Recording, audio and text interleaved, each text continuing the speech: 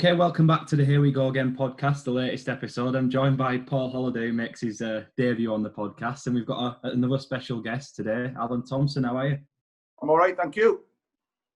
Good. So, like I said, it's going to be a bit of a chat through your career. Obviously, you were born in Newcastle, started your professional career at Newcastle United in 1991 when you signed your first pro contract. So that must be a dream come true for you in many ways. Yeah, without a doubt. As a kid, I was going to St James's Park to watch my heroes, people like Chris Waddle and Peter Beardsley, Paul Gascoigne, Kevin Keegan. So eventually get signed as a 16-year-old after school and then break into the first team a couple of years after that was a dream come true, yeah. Early on in your... Sorry, Paul. I was making your debut St James's Park in front of, your friends watching stuff. That must have been really special. It was, like you said, a dream come true. Yeah, it was funny how it happened actually because I was sub on the day I actually made my debut. I was sub, and one of my best friends growing up and still best friends today, Lee Clark, he got injured in the warm up. So the manager come in at the time was Ozzy Ardiles, World Cup winner with Argentina. He come in and said, "Tomo, you're starting." This was at 10-3, so I didn't have any time to think about it. So it was great. If I'd have known on the Friday I was playing, I wouldn't have got much sleep. So the fact that I only had 10 minutes to prepare to start the game was it was a blessing, really. And what do you remember from your debut? How it must have gone in a flash, I guess. Yeah, you don't remember an awful lot. I mean, it's a long time ago. I remember making a goal. I got the ball on the left and crossed the ball in, and Steve Howie scored with a bullet header. So I remember that, and I think we won the game. Can't really remember, but I think we won. Obviously, Alan, a positive start for you in the sense that you were playing for your hometown team, but that 91-92 season, even though you played 15 times, a real positive in that sense. Newcastle finished 20th in the second division in a real relegation battle. Never played in the third tier before. So, and the club apparently severely in debt as well. Was it a tough environment to be in as a young lad, or were you just finishing it? It was tough for myself and other lads, because at the time there was a lot of local lads broke through into the team. Myself, Lee Clark, who I've mentioned, Steve Watson, Robbie Elliott, Alan Nielsen, Steve Howie. All these were local lads, and we weren't thrown into the deep end as such, but it was the next best thing. But we did have some senior players around us to help us, but it wasn't the best time to be at Newcastle United, without a doubt. But still, it was a pleasure to be there playing. But it could have been under different circumstances, would have been better. Yeah, obviously the following season, things turned around for the club. They managed to win the league and get promoted, I think, 92-93, with Kevin Keegan as manager. But you didn't play too often under Kevin Keegan. Were you disappointed in many ways to not play, but sort of pleased that the team had done well? Yeah, it was great seeing the team doing well, but obviously I had a taste of playing, so it was difficult knowing that I wasn't going to be playing. And I think what happened that year as well, myself and Steve Watson went to Australia for the Youth World Cup in the middle of the season. And when we come back from Australia, we'd signed another left-sider, which was my position, who was a lad called Scott Sellers, who was a top player, Scott. Done brilliant for Newcastle United amongst other clubs in his career. So it was going to be difficult for me to break in. They'd also signed the right back in Steve Watson's position. So we come back to find two other players in front of us on top of what was already there. So it was a tough time. And it was a time when I had to think about my career, and I'd been out injured a long time with a neck injury. So it was a tough time. And then I had to make a decision. Was I going to stay at Newcastle and probably sit around on the bench for long periods, or did I want to go and try and establish myself elsewhere? And you had that decision to make, kind of thing. How did the move to Bolton come about, and did you have offers from other clubs? Yeah, I had offers from elsewhere, but it was funny actually, because the assistant manager at the time, Colin Todd, I'd known Colin for a long time because his son Andy Todd, who would later come to Bolton, Toddy and I went to the Centre of Excellence together at Newcastle as 11, 12, 13-year-olds. So Colin knew all about me, and I knew all about Colin as well. So Colin was the one who made the first contact about being interested. Would I both be interested in Bolton with himself and Bruce Rioch as the manager? Yeah, and I suppose I remember when you were signed, Bruce Rioch said to the press at the time that you're the kind of player he wanted to build a team around. And did you kind of get that impression from meeting Bruce and Colin again? Yeah, definitely. I mean, the club had already had success at the level they'd been at in League One, and obviously then getting promoted to the Championship and being the kind of manager he was, and Colin, and they were both very successful players as well as having successful periods as managers. They both wanted to build the club and take the club places, and that's what they've done. And there was already established players there, and then there was a good element of youth there with the likes of Stubbsy and Jason and people like that as well. So, and then he added myself and then one or two other players, which took the club forwards, obviously. I mean, when you speak to people about that era, so certainly the players from that era, they mention about the camaraderie in the dressing room and the mentality that Bruce and Colin gave. Was that very evident from day one? Oh yeah, it was very tight knit between the players and the staff, the backroom staff, and even the staff who worked in the canteen at lunchtime, the tea lady. It was a very, very different kind of club to what I come from in terms of Newcastle.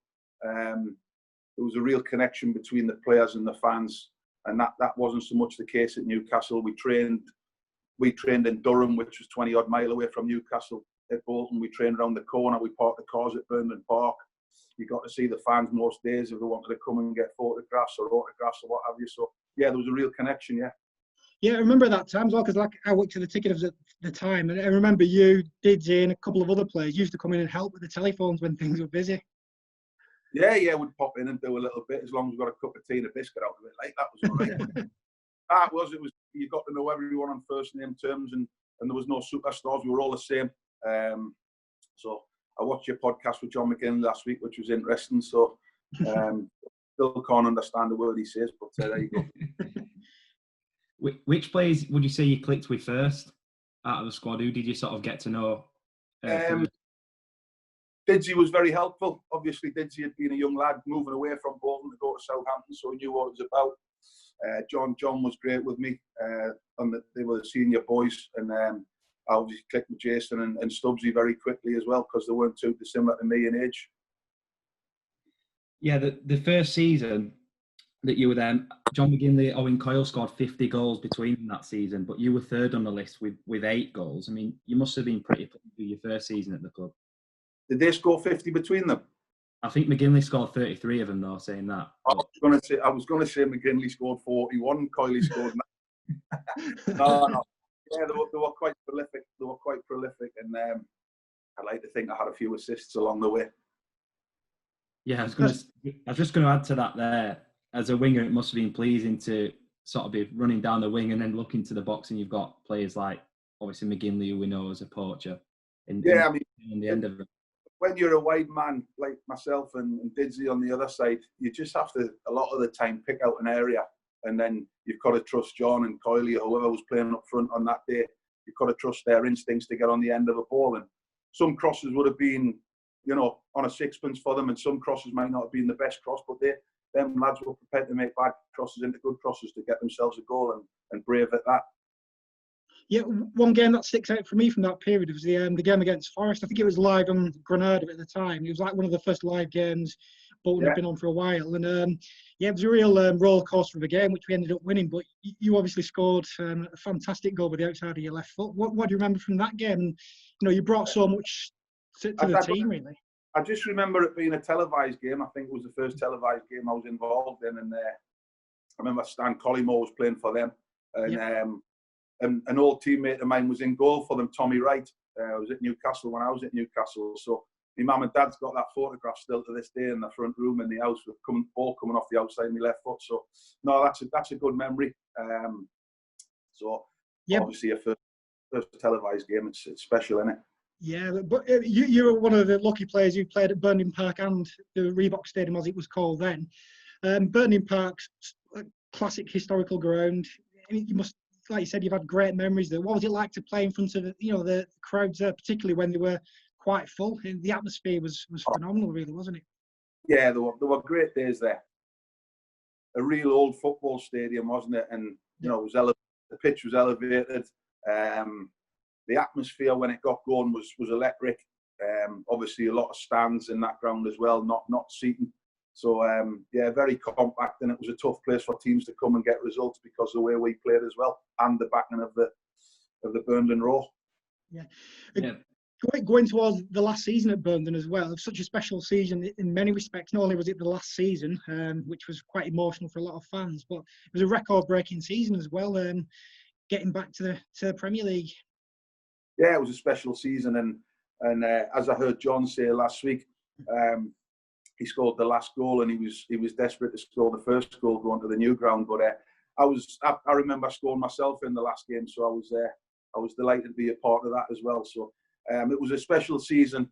We had some great runs in terms of going unbeaten for that many length of games and what have you. So yeah, it was a fitting way to end an unbelievable time at Burnden Park for Bolton. Yeah, just jumping back a bit as well. You were involved in the team that got promoted to the Premier League back in '95 as well, and you also had the distinction of scoring Bolton's first ever goal in the Premier League as well, didn't you? Yeah. It was an away game against Wimbledon, 3-2 defeat, but you scored the first goal for the club. Right. Yeah, I didn't know that actually. You just taught me something I didn't know there. So no, that's a nice one to add as well. Yeah, I mean, what do you remember from that playoff game just before we got promoted? It was such a special game, wasn't it? 4-3 against Reading, and as they say, it was one of the classics. Well, we were so nearly down and out, because we were 2-0 down and we nearly went 3-0 down, but Branny makes a fantastic save, and it kind of gives you a lift. And I think we get in at half time, gather our thoughts, because we hadn't really started. I don't know if it was a bit of a hangover from of disappointment of losing the cup final not too long before. But once we got our second win and got our tails up, we got back in the game, Yeah, like you say, Wembley was the second time we'd visited that season. You obviously must remember that the Coca-Cola Cup game because of that worldie he scored. Yeah, it's nice to score at Wembley, but it would have been better if we'd have got something out of the game, i.e. a winner's medal. But no, it was. I think it was 0-0, or it might have been 1-0 to Liverpool as well in the first half, and I've swung my right foot as I do because it's not particularly very good, and actually thought I'd scored. And JMO managed to get his hand to it and clip it onto the bar, and it was when I've watched it back a couple of times, not recently actually, and because I hadn't seen it for a long time, and it was an absolute world-class save. So had that had gone in, I think it might have been 0-0 when he made that save. So I think you're right. It was a close game, really, wasn't it? I mean, I know Matt Manaman kind of was the star of the show, but when you score that goal, it kind of it showed how close it actually was. Yeah, it was. We give a real good account of ourselves that day. I think it was a top Liverpool team. I think Ian Rush played, Tom Barnes was playing, JMO was in goal, Robbie Fowler. It was a Jamie Redknapp. It was a real good Liverpool team. So it was obviously disappointing to go to Wembley and you don't want to lose. But we did give a half decent account of ourselves. Yeah. Obviously, a bit before that, Tom, or in your first season, obviously that was a great cup run. In the Coca-Cola Cup, yeah. The FA Cup run in your first season, that was obviously a fantastic run, managing to beat, Everton, Aston Villa, Arsenal. Was there a little bit of disappointment, an element of disappointment in losing, even though they were in the Premier League at the time, losing to Oldham in the quarters and not maybe getting that a little bit further in that competition? Yeah, definitely. I think when you mention the teams prior to that who we played and beaten to get through to the following round, we really fancied ourselves at Burnden against Oldham. So, but let's not forget as well, it was a good Oldham team that. But yeah, it was disappointing not to go any further. Yeah, just talk us through that goal again in the Coca-Cola Cup final, because I was going to ask you, is that the best goal you scored for Bolton? Because I mean, there's a couple I could mention, probably another one against Liverpool as well in 97-98 at Anfield. But is that one in the final at Wembley right up there? Yeah, it will be up there again. The other one that you were going to mention against Liverpool at Anfield, that's another one. But I think they only count as real special goals if you win the game, But in terms of individual goals, yeah, I was more than happy with both of them. But you don't get anything for them, unfortunately. Yeah, but the one at Wembley, I just remember, I think it might have been a throw-in, and someone flicked it on and it landed on my chest with my back to goal and just swiveling and hitting it. And the next thing I know, I didn't even see it actually until I stood up and saw that it had bounced out the stanchion. So that was nice, but it's a shame we couldn't get back in the game. But we did have a real go at them, yeah. Is that the mentality as a footballer? Even if you score a brilliant goal in a cup final, if you're on the losing side, it's kind of the feeling of scoring a brilliant goal is just sort of mauled by that disappointing. Yeah, absolutely. I would say 99.9% of footballers would feel the same way. I mean, when I played for Celtic in the 2003 UEFA Cup final, Henrik Larsson had probably one of his best games for Celtic, but we got beat 3-2 off Mourinho's Porto in extra time. Henrik was as disappointed as everyone else, and he scored 2 great goals and had a fantastic game. So everyone wants to be on the winning side. So, yeah, it's disappointing. Yeah, looking at things off the field, I mean, we've done a pod with Jason McAteer, who obviously you said you clicked with. He was sort of a similar age to you, one of the sort of early 20s, youngish lads in the squad. Now, he told us a story about Bruce Rioch, actually, and there was a car garage at the top of the road where Burnham Park was. I mean, Paul will be able to sort of acknowledge this a bit because I obviously never went to Burnham, but too young. He said that he bought a green Lotus, did Jason McAteer, and he turned up for training in it. And within sort of half an hour, the manager had sort of made him return it to the car garage at the top of the road. Is that what was he a bit like that with the younger lads, Bruce? Yeah, he was very much a fatherly figure. I remember when I first come to Bolton, I moved into a hotel for a little bit, a moat house in the town. And then not long after that, I rented a little cottage out in the sticks. I moved into a cottage out in the sticks a little bit, and I got led astray a little bit off Brownie and McGinley on 1 or 2 occasions. And Bruce pulled us in one day. He said, "I need to get your father down." Like, so I rings my dad up in Newcastle. I said, "Dad, the manager wants to see you." So he said, my dad comes down the following day. We have a meeting, and Bruce said he's not living in that cottage anymore. He said, I've got a landlady called Carol, who's a lovely woman. She lives up on Bury Old Road. So he's moving in there. Get out the flat, and you're moving in there, and she's going to look after you. So, yeah, he ruled with an iron fist, if you want to say that, yeah. Well, I suppose he got a lot of respect from the players, and all the players from that era, they have nothing but fantastic words to say about him. Yeah. He was. He set the standards on and off the pitch, even in training. You know, I remember one day I pulled out of a 50-50 tackle with him. The last thing I want to do is go through the manager and hurt him. You know, he's a 50-odd-year-old guy. So I pulled out the tackle and he stopped the session and sent me in. Said, "Don't ever do that again." So, yeah, he was pretty intimidating, shall we say. Yeah. He recently did an interview with the Bolton News, and he mentioned that one of his regrets was going to Arsenal. Obviously, it didn't work out at Arsenal for him. When he actually left Bolton, I suppose fans were probably gutted that he left, but couldn't blame him for wanting to manage at the highest level possible at a club like Arsenal. Was that kind of the feeling that was echoed in the dressing room? Yeah, I think so. I think when you're a player and you see other players moving on to bigger things and better things, you know, it's one of those things that you have to accept, even though you're disappointed. You know, everyone wants to go and play for the biggest clubs and try and win things at the end of the day. So we could understand the reasons, although we did have disappointment in the dressing room. Yeah, I suppose there was like continuation of sorts, because the club kind of went with the 2-manager approach with Roy McFarlane and Colin Todd. So there was a continuation with Colin Todd, but Roy McFarlane didn't quite last that long. What were your memories from that era and working under that kind of manager? Well, it's quite a difficult one when you've got 2 guys doing the same job, because who's right and who's wrong, and who's making the decisions at the end of the day. If we get beat 1-0 on the Saturday and we're going on Monday morning, who's made the decision to make the sub? Who's made the final decision on the team? It's difficult when there's 2 figureheads when really there should be one and then one under that. So I don't know why Colin couldn't have been the manager in first place and maybe Roy come in as his number 2, because then the book rests with Colin then. But it was difficult when there was 2. And you didn't really know who to go and see when you wanted to go and talk to someone. So it's much easier when there is one, which is eventually what happened when Roy left. Colin was the manager and done a decent job. Yeah. That was, of course, that season was obviously Bolton's first season in the Premier League. Obviously, I'm sure it was a momentous occasion for the club, for the town, for everybody. Obviously, it ended in disappointment, but how good did it feel getting promoted to the Premier League? Of course, it was your first time playing in the Premier League as well, I believe. So it must have been a brilliant occasion for everybody. Oh, it was fantastic. You know, you're going to some of the best grounds in in Europe, and you're playing against some of the best players in the world. You know, at that time, some of the players playing in the Premier League was phenomenal.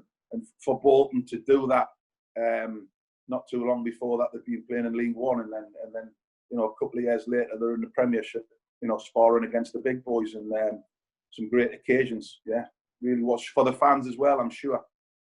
Was it a big party after the Reading game? Was it big celebrations? Yeah, I think there was. I think we went to a hotel, and then I think the next day the players all got together with their families, and yeah, we had a couple of glasses of bubbly, shall we say. Just looking at the playoffs as well before that game, I mean, the first leg was 2-1 at Molineux. Jason McAteer scored. Did it feel like coming back to Burnham Park that they were slightly the favourites, or did you guys feel like you were the favourites at that point? We fancied ourselves. Obviously, it's a semi-final. It's like a final. It can go either way. But we fancied with the atmosphere under the lights at Burnham on that night. We fancied with the players we had, we could do it. Yeah. Yeah. What was that game like to play in? Because obviously you two have got a lot of experience at Burnham Park. What was it like to play in that game? I imagine the crowd must have really helped that night. Yeah, the crowd were right behind us, and I can remember Mixu scoring a great goal. Mixu Patalainen, and then just remember after that the relief of actually having over 2 legs. You know, you've played for the amount of time you have, and now you've got a final to look forward to in a couple of weeks' time, and you know your suit's getting ready to go to Wembley and stuff like that. So the euphoria after the game was like, listen, we've done well, but the job's not done. We've got to go to Wembley and finish it off, type of thing, you know.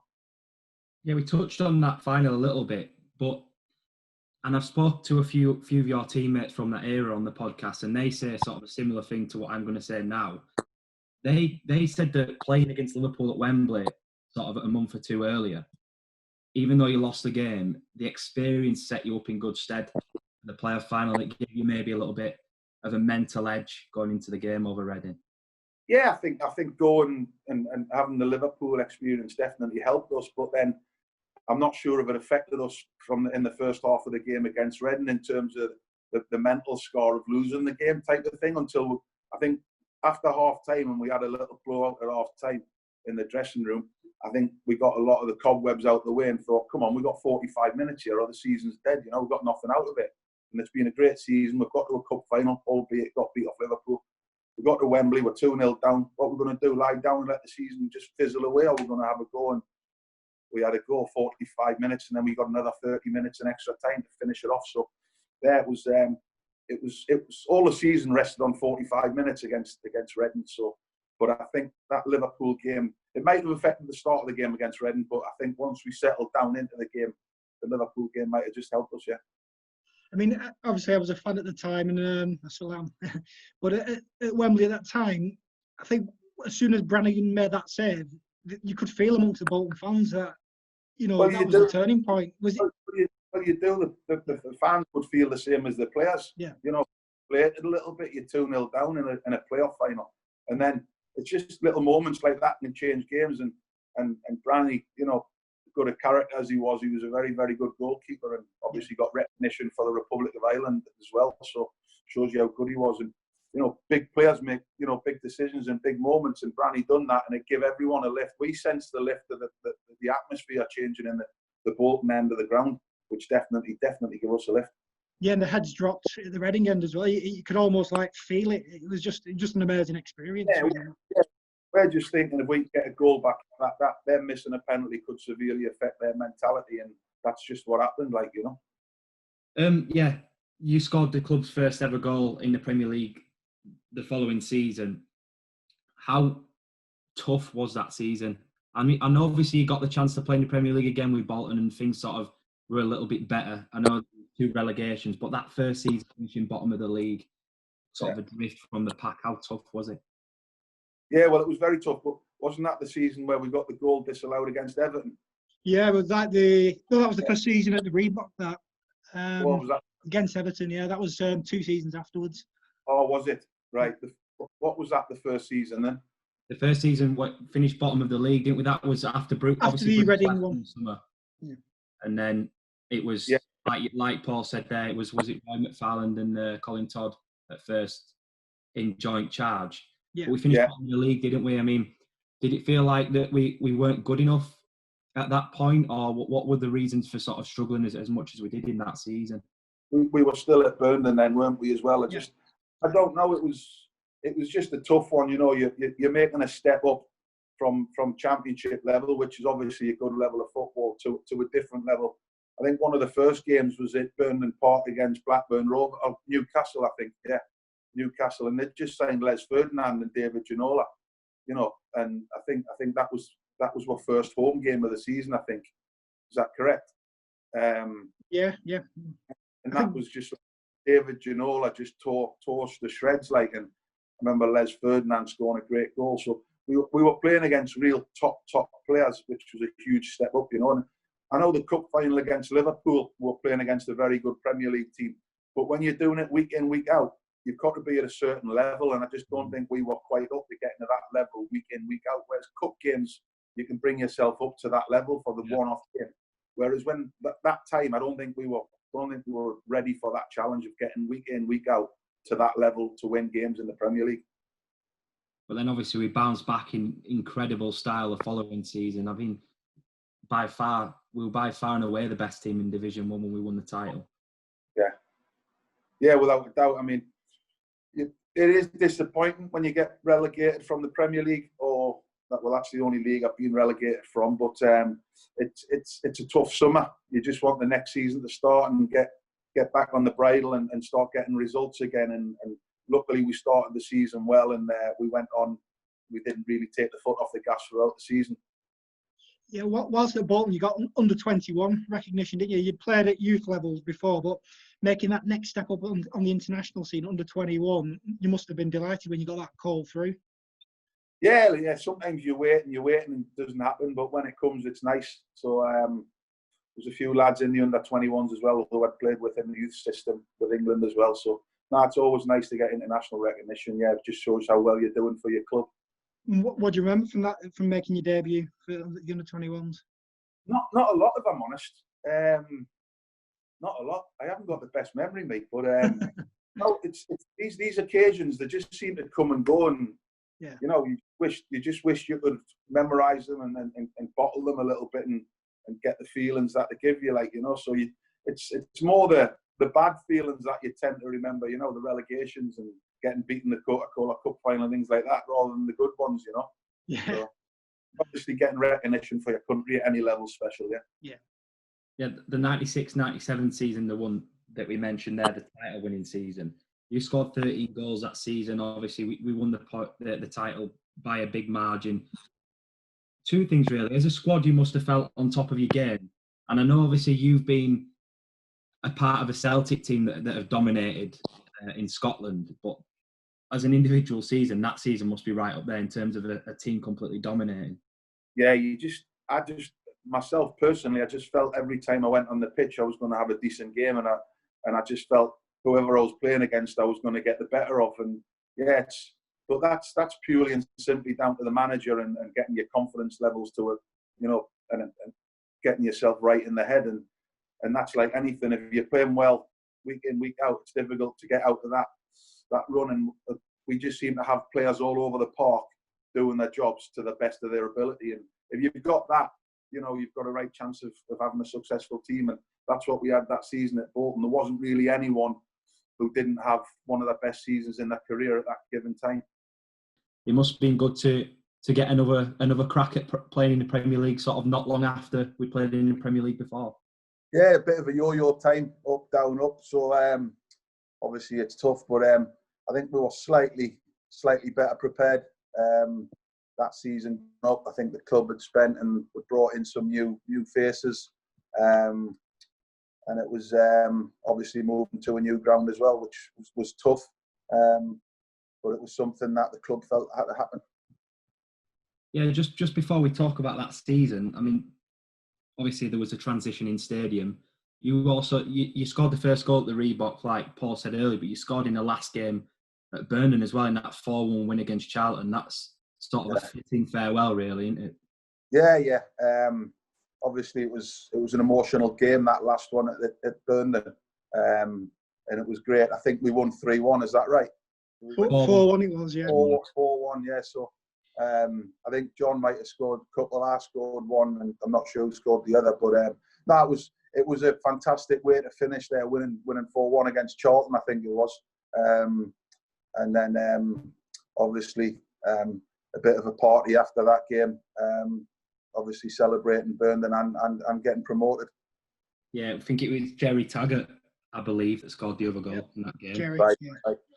Yeah, what was the feeling in the group about leaving Burnham Park for the Reebok Stadium? I know it's there was a lot of discussion with the fans, and a lot of fans upset about having to leave Burnham and sort of move out of the town to the Reebok. Like, what was the conversation like in the group of players? There wasn't really much chat about it, but what I found, we used to drive past it from when it was at foundation level, the Reebok, because I lived on Chorley New Road in Heaton, and myself and Branny used to drive up to Exton every day, the training ground. So we seen it go from, foundation level to being the stadium it was. So it was kind of an element of disappointment in not being at Burnley anymore, because of the history, the tradition, the wonderful times, not just our teams but previous teams had there, and moving on to a new chapter in the club's history. So yeah, it was mixed feelings, I'd have to say. How did you feel, Paul? What were your feelings as a fan? Yeah, it was. I think because I was youngish at the time, I was kind of excited that it was the next level. I think obviously Burnham Park had a special place in the heart, but it was quite evident that after 102 years, the stadium wasn't really adequate for a club that was going to go on to be in the Premier League for such a long time.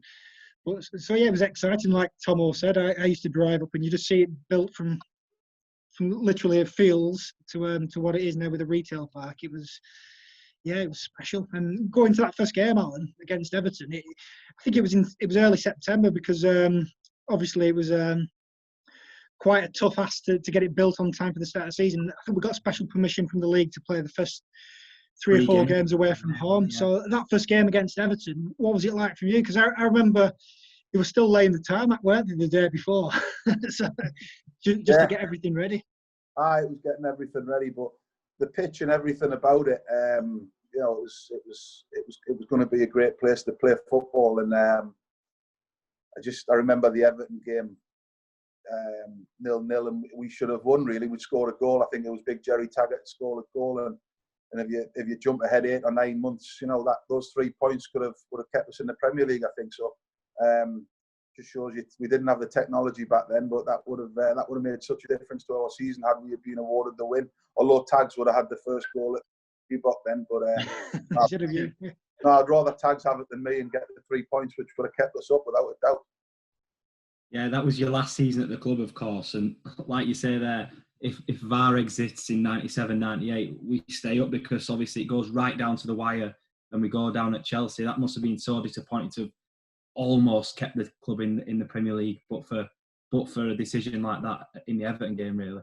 Yeah, just it's thin lines, and it would have been those 3 points would have made all the difference to our season and would have kept us in the Premier League. And if we'd have stayed in the Premier League, there's every chance I would have stayed at Bolton and had at least another season there. But it was a disappointment that we got relegated, really. Yeah, going towards you moved to Villa. I suppose it must have been difficult for you to leave, but like every young player, you're ambitious. You want to test yourself at the highest level week in, week out, and Villa must have offered you that opportunity. Yeah, without a doubt. And Bolton was brilliant for me. I've been there 6 seasons. I think I've been there in total 5-6 seasons. So I'd give it me all there. I loved the place. I made some great friends there. I've still got friends there now. It was a fantastic place, some brilliant memories. Played with some great players, and obviously it was tough. My eldest daughter was born there, so it'll always have a place in my heart. But I was at an age where I'd sampled the Premier League, and once you've sampled it, that's where you want to be. And I had a chance to go to Villa amongst a lot of other Premier League clubs and 1 or 2 clubs abroad, believe it or not. But I did choose Villa. Yeah, did you feel like that was just the right time to move on and go and sign for a club like Aston Villa? Yeah, I'd played a lot of games for Bolton. I felt like I'd learned my trade. I'd learned from good managers, experienced players, played against good players, and I felt I was ready to play at that level on a regular basis. And nothing against Bolton Wanderers. I didn't want to go play back in the Championship again at that stage of my career. How did you find, you weren't there too long at Villa, was it a couple of years? How did you find your time there, and did you expect to be there for a bit longer than you were? Yeah, I signed a 5-year contract at Villa and I was only there 2 years. It started off very well. Christmas, in the first season, we were top of the league, top of the Premier League. I was playing regular and you know, we were doing very well and we were spending big money. We were bringing in good players, although the best player did go to Man United, as in Dwight York. But it just, for some reason, just turned a bit sour and it didn't work out the way I wanted it to go. So I had to move on. Just before we move on to your time at Celtic, which is obviously a big chunk of your career, a big successful chunk of your career, I'll just ask you a couple of questions quick fire questions about your time at Bolton. I think I'm going to ask you your best goal, and I mentioned the Liverpool one at Anfield. Would that be one you'd consider as the best goal you scored for Bolton, or is there another one? Yeah, probably the one that you mentioned at Wembley would be a good one, but obviously we've got nothing out of the game, and the one at Anfield, they'd be two of my favourite goals in terms of, you know, being good strikes. Yeah. What's the best individual game that you played in during your time at Bolton? Best in that, I think we played Leicester in the Premier League at the Reebok, and I think we won 2-0 and I scored 2 goals. I remember the assistant manager of Leicester coming up to me after the game, John Robertson, famous Nottingham Forest winger, and Robbo said to me, because he said, "You'll have to come and sign for us, son." Scottish lad in there. And actually, after that season, when I did go to Villa, Martin O'Neill and Robbo did try to sign me at Leicester. So he give me a little, come and shook my hand after the game and said, "You'll have to come for us at Leicester." So that was one of my better games, yeah. And just the final one before we move on, and it's probably a difficult one because you spent probably 5 good years at Bolton, but who's the best player you played with during your time at Bolton? The best player I played with? Yeah. God, it's a tough question, that. I'd probably say Stubbsy. I thought Stubbsy was he was an all-rounder. He was reasonably quick. He was aggressive. He could head it. He could play with both feet. He could defend. He was a bit of a leader. You know, you looked up to him. You know what Stubbsy was. He was an all-round, very, very good centre half, Stubbsy, and he was a good leader in our dressing room. Yeah, and of course, he went on to have a good career, didn't he? Stubbsy. Yeah. Yeah, there was quite a few players like established Premier League players who had like cameos there, such as like Peter Beardsley came for a spell, didn't he? And did you kind of learn from players of that ilk as well? Yeah, well, I knew Peter well from Newcastle as well, and we had John Sheridan come in from Sheffield Wednesday, and Shez was a top Premier League player who could, you know, he could pass it better than most, John Shez. So we got some real good signings in, and added to the good teams that we already had. Yeah, so of course, the year 2000 is the year you moved to Celtic. Obviously, a massive club steeped in history, you know, a big, well-known club all around Europe. Were you pleased to be going up there at first, or did you actually want to be still playing in the Premier League? I still had a chance to go to 1 or 2 Premier League clubs, but the big attraction for me was obviously I had Stubbsy at the time was at Celtic, and I spoke to him about it, and he said, "You'll not believe it till you get here." But the manager had gone from Leicester, believe it or not, Martin O'Neill had gone to Celtic, and he rang me up and he said, "Listen, you've turned me down once, please don't turn me down again." Like, you know, so because obviously I spoke to him when he was at Leicester, but I didn't sign for him. So he said, "This time, come and have a bit of this." And I was more than happy to go up there because it's a special place. Now, Scottish football's fascinating because if you look at the history and the way things panned out, it sort of almost happens in big chunks. So Celtic have an era of winning everything. The Rangers obviously had their era of winning everything. So you had 7 seasons with the club and won the title 5 times during that period. Obviously, hugely successful. But a massive achievement because throughout the 90s and the back end of the 80s, Rangers were massively dominant in Scottish football. So to sort of have your dominant spell, that must have been a big achievement for the whole group. Yeah, I think when my first season there, I didn't join till September, October, I think it was. The season had already started. But the season previous to that, before Martin O'Neill joined them, I think they'd lost the league by something like 15 or 16 points. So Martin's remit was to close the gap. But not only did he close the gap, he won the treble in his first season, which no one expected him to go and win the league, never mind go and win the treble. So it was a huge achievement for Celtic, yeah, without a doubt. I mean, even though Celtic are dominant now, again, it must be an era that Celtic fans look back on really fondly, because even after a couple of years after you left, Rangers had another little spell, I think, of winning the league 2 or 3 years in a row. So that little era there, with sort of you guys, Henrik Larsson, players like that, that must be an era that Celtic fans even today look back on really fondly. Oh, yeah. Listen, when I was in Thailand not long ago doing a couple of gigs for Celtic, and the fans, they just come out anywhere in the world in their numbers, and they still speak about that being one of the best Celtic teams in the Celtic's history. Obviously, the best being the 67 Lisbon Lions team who won the European Cup. But they speak about our team who got to the UEFA Cup final in 2003 as being up there as one of the best Celtic teams ever, yeah.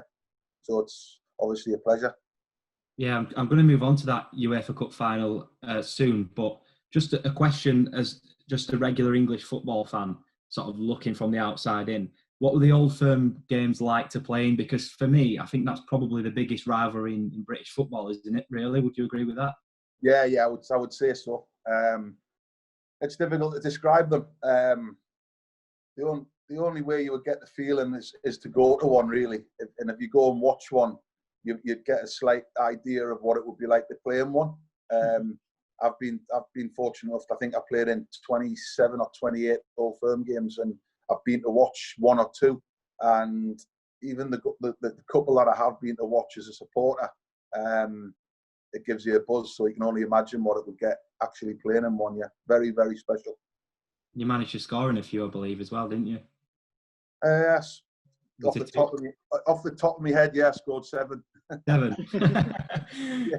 You must love that. Yeah, I was.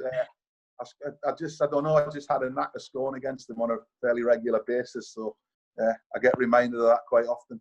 Yeah, me and Luke had a discussion before, and just saying, what must it be like being in a city like that, where one half absolutely idolises and loves you, and the other half, well, let's put it, doesn't like you that much. So going out and living there and spending your time, away from the football, what was it like living in the city? Well, I lived out of the city for a start. Good idea. Yeah. No, I lived in a suburb out of the city, but no, it's very difficult. You've got to be careful where you go, what you do, because as you've just touched on, one half of the city loves you, and one half of the city doesn't particularly like you in the slightest. So, yeah, but I try to keep a happy medium. I just, if I lost an Old Firm game, I tried to still go out to a restaurant for a bite to eat. And if I won an Old Firm game, I went to a restaurant for a bite to eat. I tried not to hide away just because we got beat. Or if we did win, I wouldn't rub it in. I just try to keep a happy medium and keep it level, really. Yeah, I mean, playing at Parkhead, it's a strange one to explain, because playing at Parkhead must have been unbelievable to have a massive stadium full of, green shirts, green and white hoops backing you. But then at the same time, when you go to Ibrox and you're looking into the stands, it must feel like they're sort of gnarling at you like dogs, like wolves, really. Oh yeah, pure hatred, pure hatred. But I don't know. I seem to thrive off that, both at Celtic Park and at Ibrox. I really did enjoy the occasion. I enjoyed what it meant to both sets of fans, and no, it's just really, really special days. Yeah, whilst you're at Celtic, you I think you got your full England cap, didn't you? I read somewhere that I think you were the first player to play for England whilst representing Celtic, or certainly the first in a long time. Yeah, I think I was. Yeah. So that was. I was 30 at the time, so you don't think that England cap's going to come. So when I eventually did get the phone call or the letter, it was a pleasant surprise. And as I said earlier about the under-21s and youth England, it's always a pleasure to represent your country and to represent the full team. It was a special time. Yeah. Was that probably the proudest moment you had on the field in your career? Certainly up there. No, it would be up there. It would be up there, but I've had many special achievements. But that would obviously be one. So yeah, definitely. Yeah, just looking at your call up for England, it was just before Euro 2004. So was it Sven-Göran Eriksson, the manager? Did he just call you in to play that game, or did you kind of see it as an audition to try and maybe an outside to getting in the squad? I thought it was a bit of an audition, but we played Sweden away. I started the game. I did have a slight hamstring problem. We had an Old Firm game on the Sunday before the midweek game for England, but I wasn't going to let that hamstring strain. It wasn't a strain; it was just tightness. And I thought, I'm not even going to bring it up, because if I bring it up, you know, they'll just take me in and they'll just say you're not fit to start, type of thing. So I kept it quiet. So I didn't feel great in the first place physically. But Jamie Carragher played left back behind me, and being a left sider, the one thing you do want behind you is a left-footed left back, you know, getting the ball and opening up on his left foot and passing you the ball early and giving you a chance to do whatever you do. But Jamie Carragher, no offence for Jamie Carragher, I thought his best position was obviously centre half, and he was right-footed. So every time Jamie got the ball, he predominantly goes inside on his right foot, which the chances of me receiving the ball when he goes inside on his right foot became quite difficult. So that didn't help me. So I don't know if Sven-Göran Eriksson done that just for that one occasion or what, I don't know. So that didn't help me, the fact that I had Jamie Carragher, a right-footed left back, playing behind us. Yeah, what was the game like to play in? Because obviously you've played with some top players in your career, played against plenty of top players, but I was looking at the team earlier from that game, and you still had John Terry, Jamie Carragher, Steven Gerrard, Wayne Rooney involved in the game. What was it like to play with those lads? We had a strong team out, but then at the end of the day, it was a friendly game. I can't speak from my point of view, because I was obviously up for the game. It was my first cap, but the other lads, it's a friendly game. You know, they're going to put the bodies on the line. Wayne Rooney got injured, and you'd have to check the time, but I'm sure it was in the first 5 or 10 minutes. He went off. Oh, did he? Yeah, I know Vassell went off injured early on as well. I was looking earlier, yeah. I'm sure Wayne went off early as well. So, no, it's always a tough one. But it would have been great to have got 1 or 2 more chances to show that I thought I could do it at that level, but fortunately I didn't. Yeah, just going back to your club at the time, Celtic, I did a little bit of maths. Well, it took me some effort, actually, because of the amount of goals he scored. But Henrik Larsson, I added up the goals he scored in your first 3 seasons at Celtic, and it's 131 goals. I mean, that's absolutely ridiculous. How good was Henrik Larsson? Henrik was phenomenal. I mean, just the fact that he left Celtic and went on to play for Barcelona, win the European Cup, went to Man United, that he was scoring goals for Sweden in the World Cup while he was at Celtic. He was a phenomenal player, absolute phenomenal. There was games that we didn't deserve to go and win, and Henrik would pull something out the bag when you thought we didn't have a chance of winning. So he was a very, very special player, unbelievably talented, athletic, agile, left foot, right foot, head it, just the all-round striker. And I'm pleased eventually he did get the credit he deserved, because I don't think at Celtic he got the credit he deserved. One of the best players you played with, perhaps maybe the best player. Where do you rank Henrik Larsson? Henrik would be up there in the top 3, yeah, definitely, yeah. You mentioned the game that Henrik Larsson was outstanding in, the 2003 UEFA Cup final against Porto, which was obviously a massive occasion. Porto won on that night 3-2 in extra time. What was the game like to be involved in? Of course, Jose Mourinho's team as well.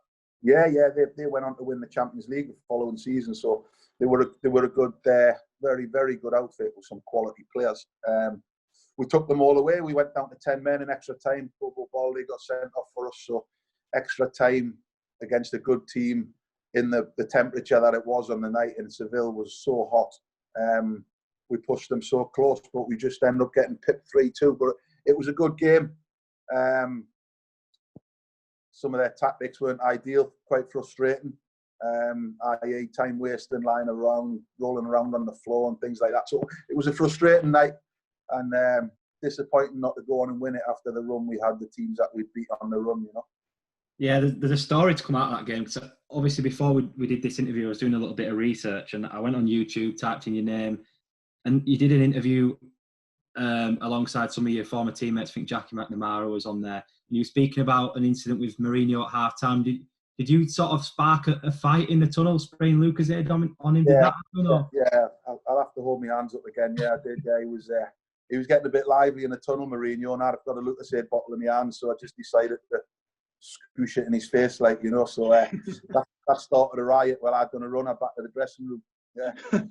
Oh, I bet he didn't like that, because obviously at that time, it was sort of not long after that he came out and said he was a special one. I mean, that was probably the height of his arrogance, wasn't it, about that time? Yeah. I think even on the night, he didn't even go out and watch his team receive the cup. So that's just how we work on it. Yeah, you've recently joined Twitter as well, Tomo. And looking from the outside, and it's easy to see the relationship you've got with the Celtic fans. Yeah. Well, I actually joined it in February. Someone had put something on about a good friend of mine, Jackie McNamara, who we just mentioned, who was ill. Jackie had a brain problem, and some Rangers fan put something on about Jackie, and I just thought, someone told me about it, so I managed to register myself and just put a message on, you know, hoping Jackie well, getting back on his feet again and what have you. And then I didn't touch it again from February. And then when Celtic got awarded the league a couple of weeks ago, I got a few notifications. John Hodgson had tweeted, "Well done," and Chris Sutton. So I just thought I'll just stick something on my Twitter, like, "Congratulations, Celtic, 9 in a row, great achievement to Lenny and the boys." And then all of a sudden it just went a little bit mad, like, and I thought, what's all this about? So I'm still getting my head around it. I still need to get the tick. Yeah, I'm trying to get up and running with it a little bit, yeah. The old blue tick. Yeah. Obviously, you had an amazing time at Celtic. It's clear to see that, you know, the fans appreciate your efforts during your time up there. So that said, under Gordon Strachan, when you sort of fell out of favour, so to speak, and you left the club, that must have been difficult. Yeah, it's difficult. But, you know, everyone's got to have their time. And I felt my time, I'd had my best years at Celtic. And I wasn't going to sit there, and I could have sat there for another 12 months and just picked my money up, but I didn't want to do that.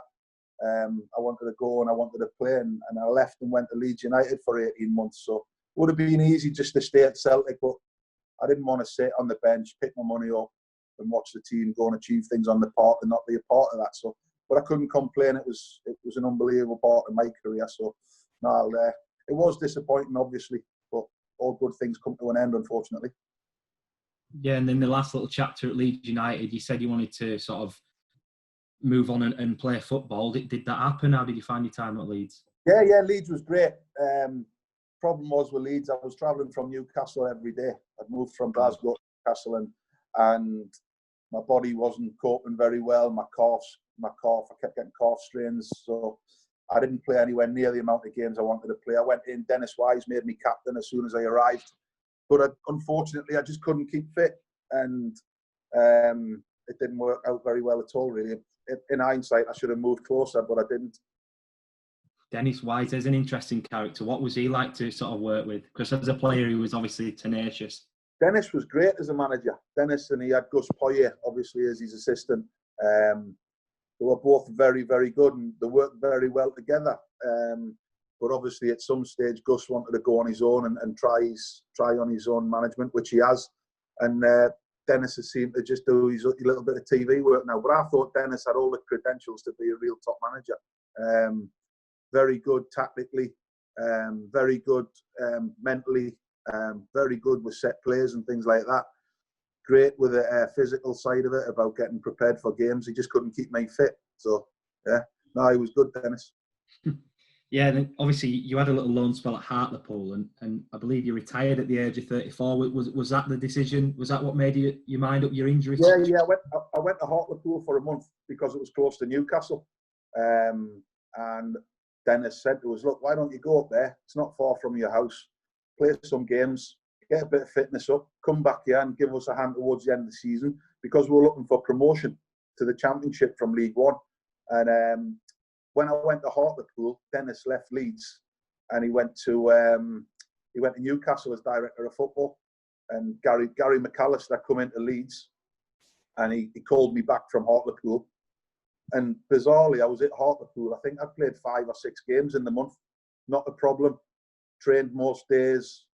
Done a bit of travelling to the training ground. As soon as I went back to Leeds, travelling, my calf went again. That was so it just wasn't right for me doing all that travelling and trying to play football. And then we got beat Leeds in the playoff final at Wembley. Gary McAllister left me out. I was fit and he left me out, and I just thought that's enough, really. Was that the Doncaster final? Was that the 3-0? Yeah, that was the Doncaster game, and I just thought, that's enough. And I chucked it, and then that's when I started coaching, Yeah, I was going to say, since you've stopped playing, you've done some coaching at quite a few clubs, to be fair. Tell us about that. Yeah, I love it. I love coaching. I love getting out on the training ground and working, whether it's one-on-one with an individual or whether it's with a group, a back four or midfield or whatever. I love doing it, and I haven't done it for a while now, but it'd be nice to get back in at some stage. But it's been interesting.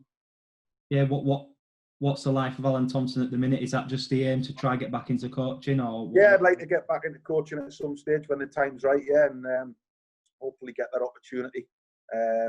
So we'll wait and see what happens.